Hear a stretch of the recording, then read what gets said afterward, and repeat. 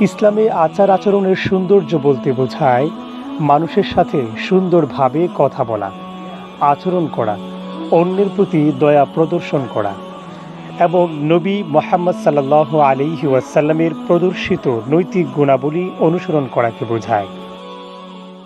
এই উত্তম আচরণগুলো কেবল পরকালীন সওয়াবের জন্য নয়, বরং সামাজিক সম্পর্ককে মজবুত ও সুন্দর করে তোলে এবং এটি শান্তিপূর্ণ সমাজ গড়তে সাহায্য করে। মানবিকতা ও নৈতিকতা মানুষের ভিতরের সৌন্দর্যকে প্রকাশ করে।